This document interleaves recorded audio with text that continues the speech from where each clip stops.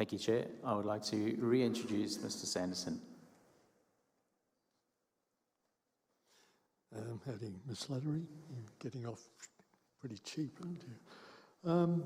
Given your long-term standing role as founder and CEO of the Self-Managed Super Fund Association, do you see any conflict between that advocacy and AMP's broader superannuation offerings? And how do you ensure impartiality in AMP decisions? Thank you very much for your question. Yes, I did.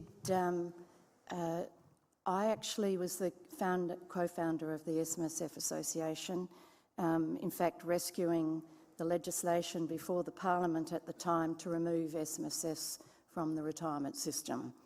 And so when I started that, I set about creating a professional advice and services industry, creating an opportunity for retirement for many, many thousands of Australians to benefit for, and created a professional advisory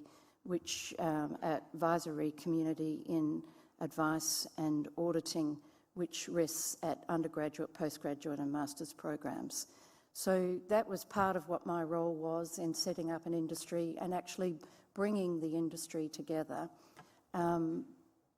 One of the things about AMP is my ability to understand and have been involved intimately with developing the retirement industry systems framework and how it all works and how the opportunity for retirement, wealth transfer and advice, professional advice, can be delivered to the community.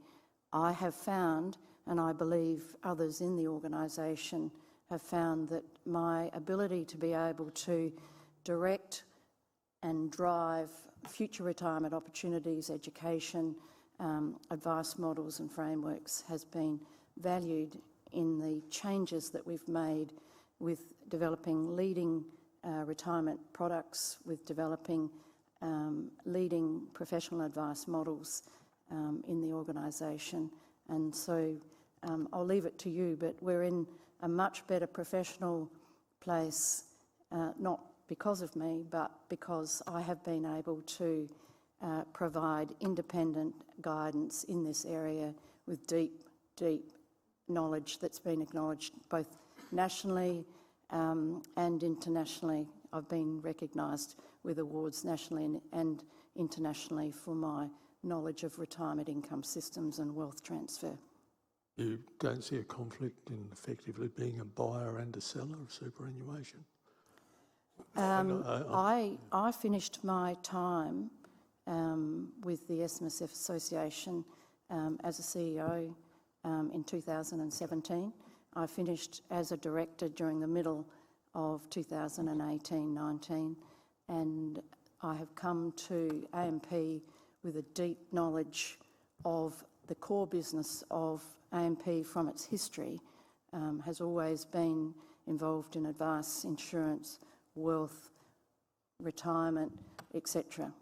Except that, this has been brought up, you sit on multiple boards.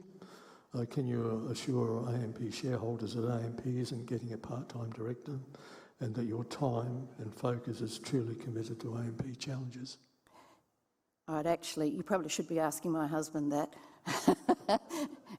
He will tell you that it's my time here as a director has been, I have been able to commit a significant amount of time. If you actually looked at what I'm currently involved in, I'm involved in the Clean Energy Finance Corporation as a director. I've just been reappointed by both sides of Parliament. That is a good role, and that is my only other major role. I'm currently the Deputy Chair of the Woomera Prohibited Area. For those that don't know what that is, it's actually the largest land-based weaponry testing site in the world. Sits in South Australia. It's about 17% of South Australia's countryside up north, and we look at a coexistence framework. So we deal with 6 of the largest Indigenous communities in Australia, with defence, federal and state governments, with tourism, with heritage, and with a range of other things. And we've actually been recognised as an exemplar of that coexistence framework and how we actually work together along with national security. That takes up only about 3 weeks of my time on an annualised basis.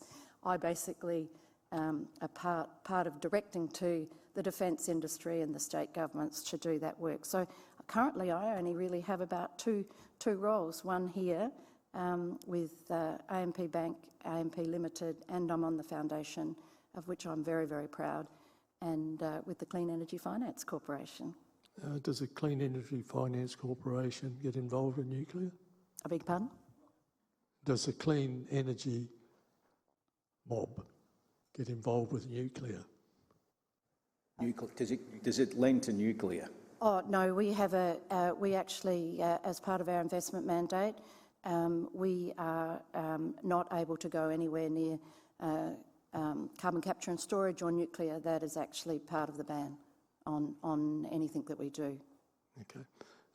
As a crow eater, I'm quite familiar with Woomera. I remember as a kid Vulcan bombers flying over the house, so I'd be around when they were testing atomic bombs there. But thank you for your... Thank you. Pleasure to meet another South Australian. Thank you.